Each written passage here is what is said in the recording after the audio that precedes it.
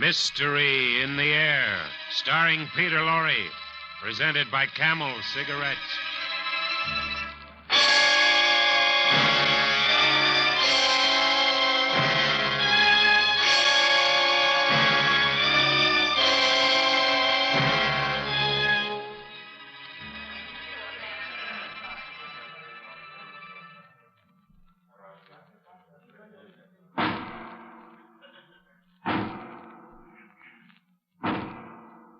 And it is the sentence of this court that you be hanged by the neck until you are dead. And may God have mercy on your soul.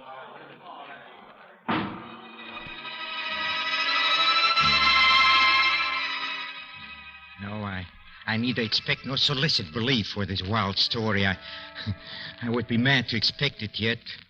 Mad I'm not, and very surely I do not dream, but while there is still time, I don't know why, I feel compelled to report a series of mere household events and their consequences. These events have terrified, have tortured, have destroyed me.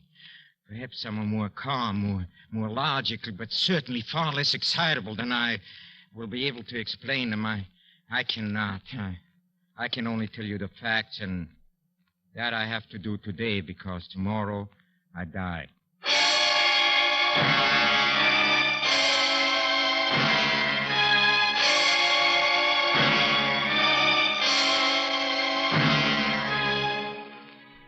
Each week at this time, Camel Cigarettes bring you Peter Lorre in the excitement of the great stories of the strange and unusual, of dark and compelling masterpieces culled from the four corners of world literature. Tonight, Edgar Allan Poe's immortal American classic, The Black Cat. Mystery in the Air, starring Peter Lorre. Brought to you by Camel Cigarettes.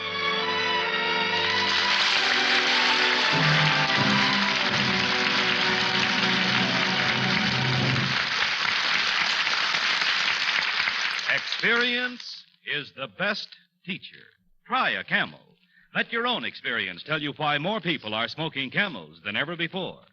Give your T-Zone the experience of enjoying a Camel. And see if you don't join the millions of other smokers who say, Camels suit my T-Zone to a T. Your T-Zone, that's T for taste and T for throat, is your true proving ground for any cigarette. See if Camel's rich, full flavor isn't a delightful experience for your taste. If Camel's cool mildness isn't more than welcome to your throat. Try a Camel.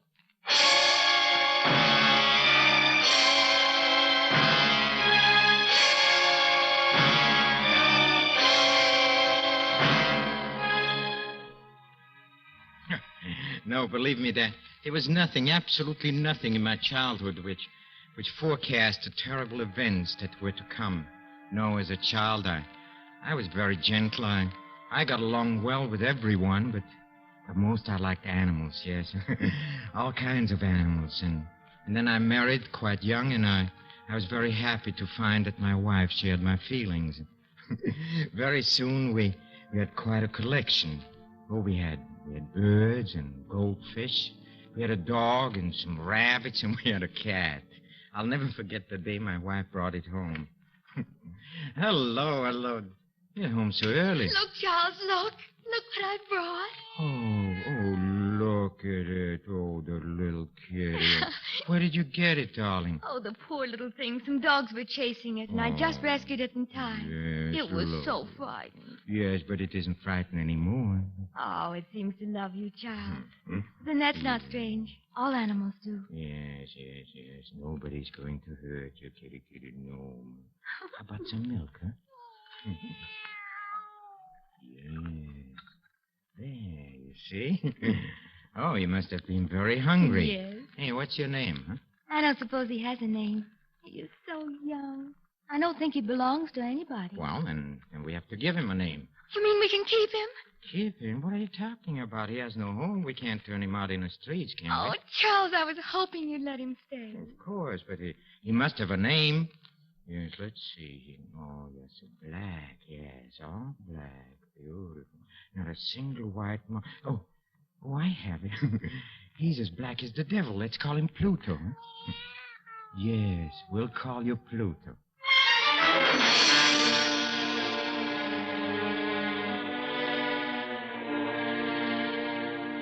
Well, Pluto grew up to be a remarkably beautiful cat, and of all the animals in our house, he became my favorite and my playmate, yes, and until it all changed, yes, and as the years went on, my character suffered a radical change, and everything changed. Huh? Why? Well, I'm ashamed. I hate to admit it. Through intemperance, yes, through intemperance. And then as drink became more and more necessary to me, I became more and more moody and irritable.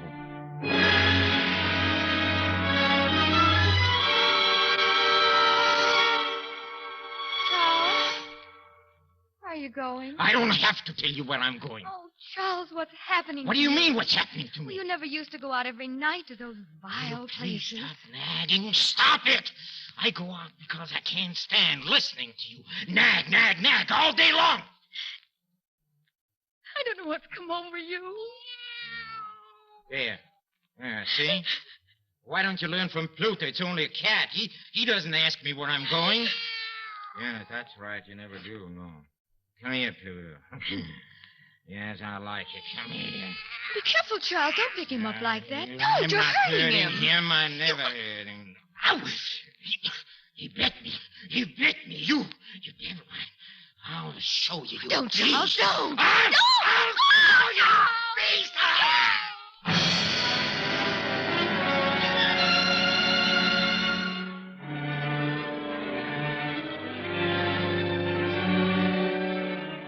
Yes, I hate to admit it, but I was so furious I kicked Pluto, and I kicked him again and hard, and the next morning I saw that his ear was torn, and I was filled with remorse for what I'd done. From then on, Pluto ran away in terror whenever I approached, and that in turn made me more and more irritated, and in the end it was sheer perverseness, nothing else, yes. Sheer and unexplainable perverseness that made me do what I did. Yeah. I blush to admit it, but one morning I strangled the poor animal. Yeah, I killed it only because I knew that it had loved me and because it had given me no reason for offense. No, I'm offering no excuse. I'm only recounting what happened. Well, in the evening, I went to the inn as usual, and I came home very late, and I fell fast asleep with my clothes on. Then I was awakened suddenly. Hey, what's the matter here? Charles, wake up. Charles. What's the matter? There must be a fire. Yes, I smell smoke.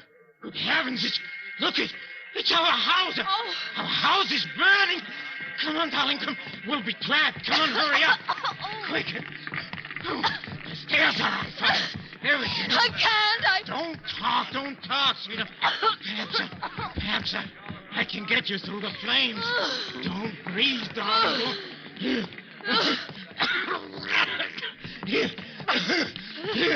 Here's the front door. Yeah.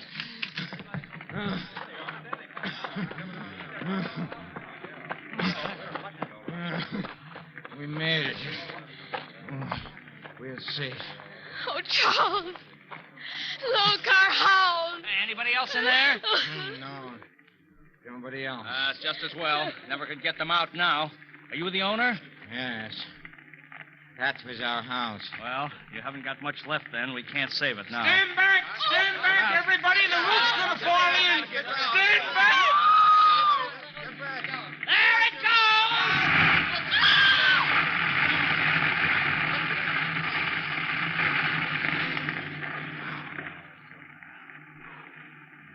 Well, it's down now. Funny, nothing is left but that one wall in the middle. Look at it. What about it? Well, look at it on the wall. Hey, that is strange. What are you talking about? What's strange? There on the wall. It's still standing. What? Marks on the plaster. Marks? What marks? What's the matter? You blind? Right up there on the wall, that black figure. Oh, yeah. It looks like a cat. Yeah, it does. The smoke must have done it, but it certainly does look like a cat. What looks like a cat? There, and it's got one floppy ear. Who's got a floppy ear? Funny. That's really funny. Funny, huh? It's not funny. It is not funny at all, you hear? I know what it is. You know who it is? Yes, it's Pluto. I recognize him. Yes, there, see? His ear is torn, huh? Oh, you beast. That hideous beast.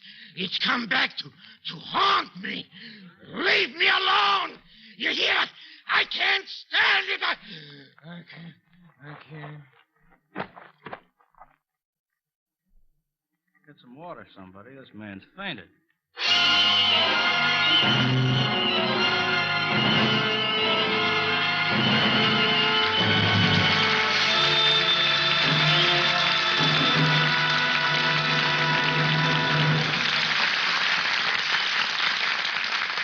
a few moments, Mr. Peter Lorre will bring us the climax of tonight's Mystery in the Air when Camels present Act Two of The Black Cat. Ask a champion the secret of his success, and no doubt you'll get the same answer every time. Experience is the best teacher. Take Rose Gould, for instance, featured aerialist of Ringling Brothers and Barnum and Bailey Circus. Miss Gould says it took experience to teach her that famous 75-foot dive into space. Mildred O'Donnell, diving champion, thanks experience for her crown. Yes, they all learn from experience, just as smokers everywhere learn from experience about cigarettes. Back in the days of the wartime cigarette shortage, millions of smokers tried brand after brand, smoked whatever they could get. And that experience made people experts in judging the differences in cigarette quality. That was when so many people discovered that Camels suit their T-zones to a T. That Camels give them the rich, full flavor and the cool mildness they've always wanted. As a result, more people are smoking Camels than ever before. experience is the best teacher. Try a Camel yourself.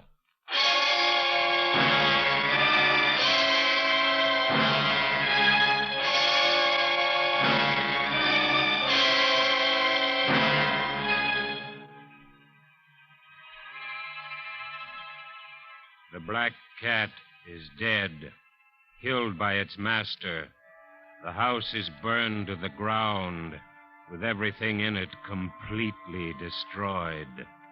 Now the scene is the almost deserted, candle-lit tap room of a local inn.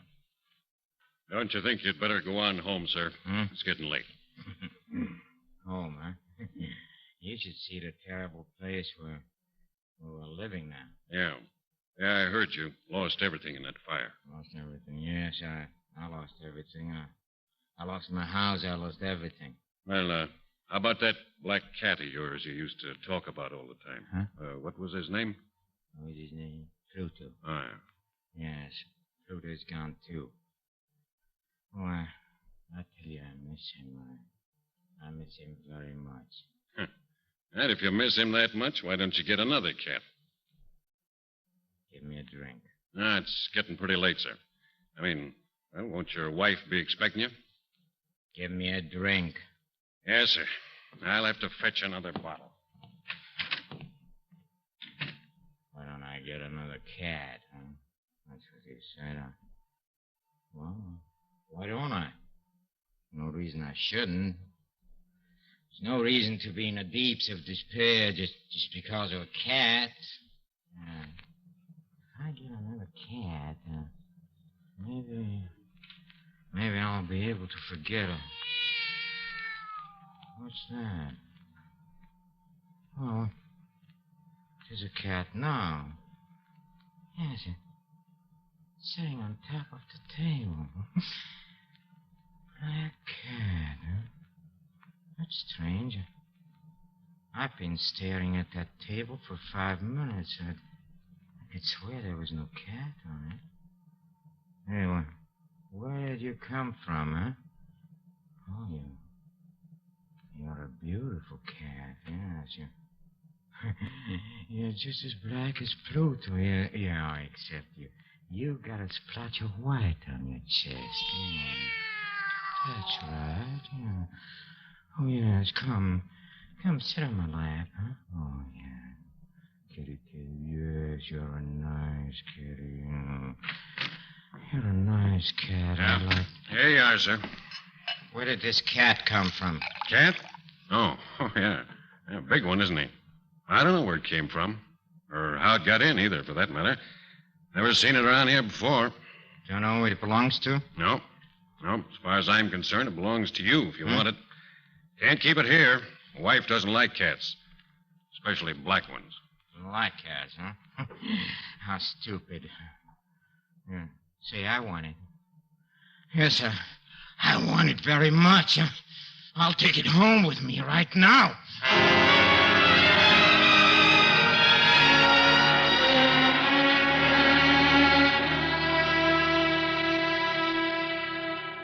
Charles, this is such a wonderful cat.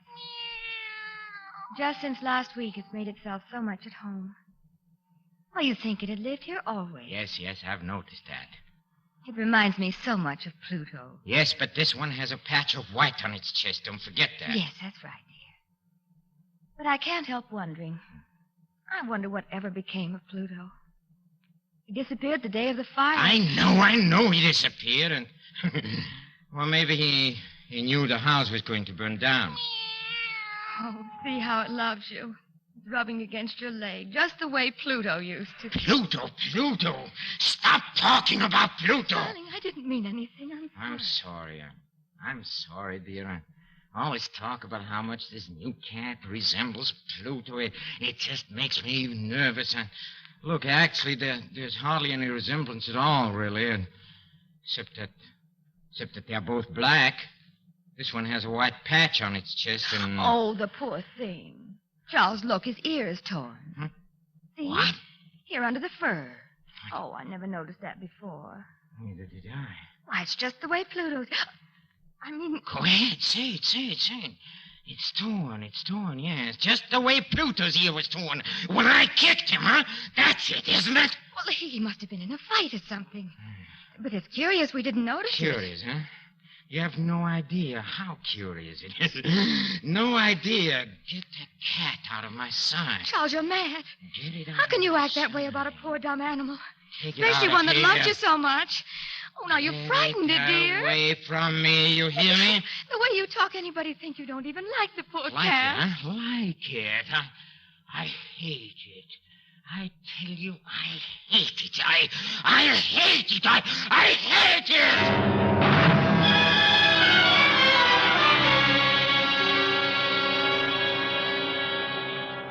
Yes, in a short time the cat had been with us. I'd come to look upon it with unutterable loathing. Why, I don't know yet. The more I hated it, the more affectionate it acted toward me. Wherever I went, it followed. Whenever I sat down, it would spring upon my knees and cover me with its loathsome caresses, as if this were not enough. The white patch on its chest, which originally it had been very indefinite in shape, but gradually it assumed a very definite outline. Yes, the unmistakable and ghastly shape of the gallows. A terrible engine of horror, of agony, and of death. I longed to destroy the beast, but I was prevented by an absolute unreasonable dread. I was sure I was losing my mind.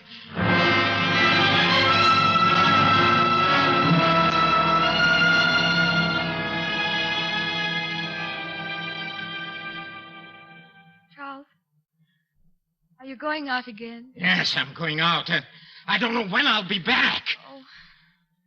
Before you go, do you suppose you... Well, what is it? Will you help me bring up some wood from the cellar? Why do you always want more wood? The house is cold. You know I haven't been feeling well. I'm not strong enough to carry it myself. Strong enough. All right, come on, I'll help you. You might have thought of this before. Look out! What? Oh, that's Cat. That's that beast again. It's always under my feet. It tried to trip me on the stairs. Oh, no, I'm sure it didn't. I'll get rid of that beast once and for all. I'll get... Charles! Put down that crowbar. Get out of my way. No, stop. I say get out of my way. Let go of my arm. Please, Charles, you let don't go know what of you're my doing. arm. Are you going to let go? Oh, please. I said let go. Oh.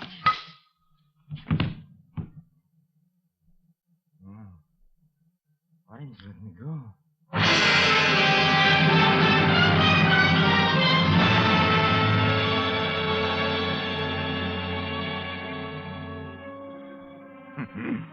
Yes, she had fallen dead without a groan. My blind rage, my rage against the cat, I'd struck my wife and killed her. Well, nothing I can do about it now. All I could do was to set myself to the task of concealing the body. Yes, I thought and I deliberated, and then it occurred to me that, yes, in the Middle Ages, they used to wall up their victims, and I determined to do the same thing. Yes, behind the wall in a cellar. I managed to dislodge a section of bricks near the chimney, and in a hole behind them, I propped the body. Then I carefully laid the bricks back in their original position, and when I had finished, no one could have told that the wall had been disturbed at all. Well, I could say to myself triumphantly, here at least, my labor has not been in vain. My next step, then, was to look for the beast that had been a cause of so much misery, but then I became aware that it had completely disappeared.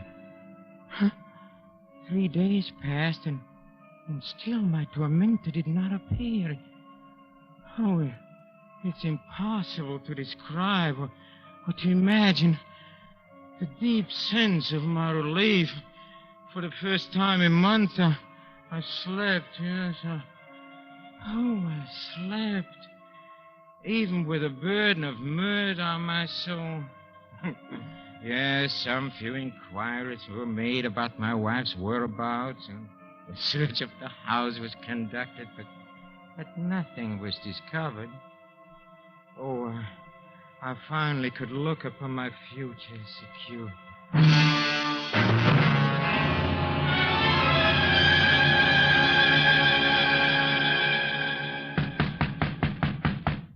Yes?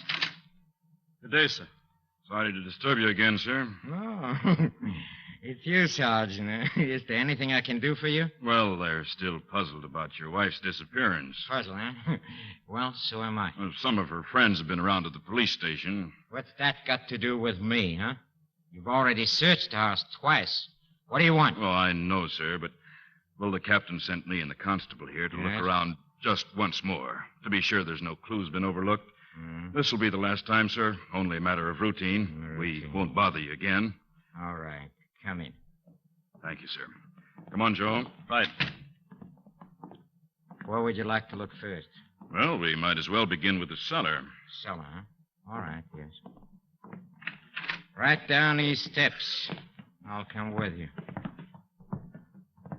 Yes, I always say searching a house is like getting ahead in the world. You start at the bottom. Yes, I see. It's very funny. Well, come on, Constable. Get to work. Right.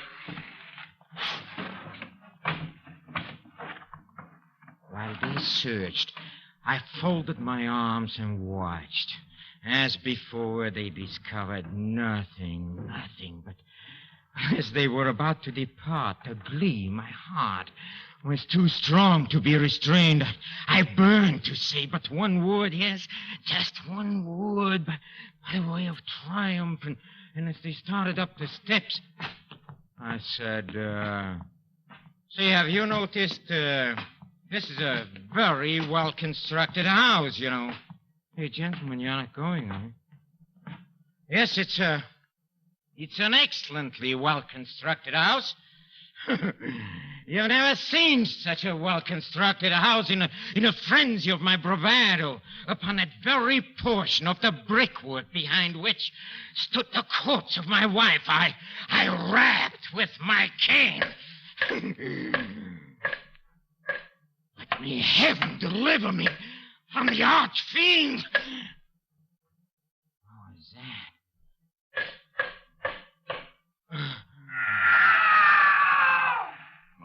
Mercy, what was that? Wind, probably. Wind. That's not the wind. Came when you hit this wall here. Whatever it is, it's behind these bricks, Sarge. Yeah. Here, take this crowbar and knock that wall down. Right. Wait a minute, you. Keep quiet, You can't do this. Wait a minute. Where are you going? Upstairs. You stay right here. Hey, this is new plaster. It hasn't even had time to set yet. Ah, pull it down. Right.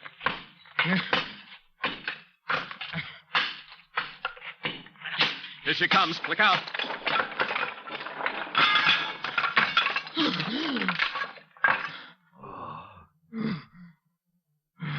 There's what we're looking for, all right. His wife's body. What's that horrible-looking thing sitting on her head? It's the cat. How did that cat get in there? I know how it got in there. Yes, I know. I must have walled it up in a tomb, and I never knew it, no. Look at that red mouth. Those burning eyes. You hideous, you beast, you monster, you are the devil. You made me a murderer. Now for 3 days you've been in there, waiting to send me to the gallows. The hangman will get me. Yes, I hope you're satisfied. I hope you're satisfied.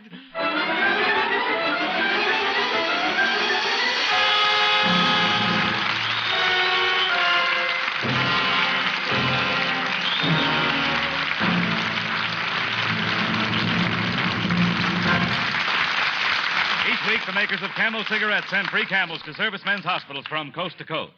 This week, the Camels go to Veterans Hospital, Tuscaloosa, Alabama, U.S. Army McCornack General Hospital, Pasadena, California, U.S. Naval Hospital, Houston, Texas, U.S. Marine Hospital, Baltimore, Maryland, and Veterans Hospital, Dayton, Ohio.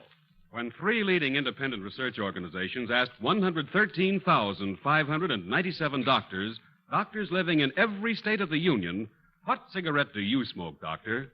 The brand named most was Camel.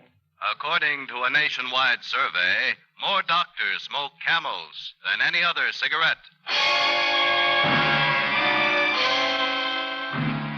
Next week, Mystery in the Air, starring Mr. Peter Lorre, brings you an adaptation of one of our star's greatest motion pictures, Crime and Punishment, based on the book by Fyodor Dostoevsky, with a special musical score composed and conducted by Paul Barron. Mr. Pipe Smoker, here's proof for you. Proof that Prince Albert is a satisfying smoke. More pipes smoke Prince Albert than any other tobacco, naturally. Prince Albert is a mellow, mild tobacco with a rich, full flavor. Choice tobacco specially made for smoking pleasure. Specially treated to ensure against tongue bite. Crimp cut to burn slow, smoke cool.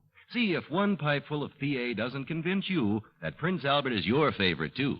Beginning 2 weeks from tonight, Thursday, October 2nd, Camel's comedy quiz, The Bob Hawke Show, will be heard at this time over these same NBC stations. This is NBC, the national broadcasting company.